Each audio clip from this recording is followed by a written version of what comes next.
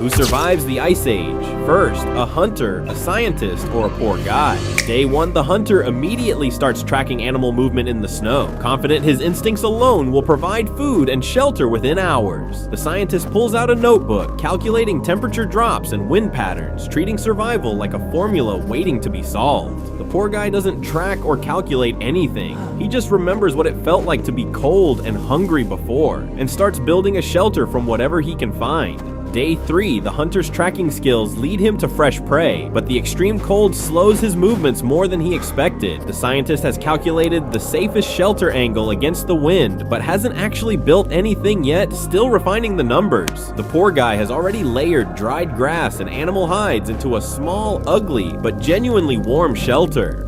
Day 5, the hunter successfully catches food, but his fire keeps dying in the relentless wind, and he's burning more energy than he's gaining. The scientist finally finishes his perfect shelter design, but by the time it's built, hypothermia has already started setting in. The poor guy rations his food carefully, keeping his small fire alive by shielding it exactly the way he learned from years of sleeping outside with nothing.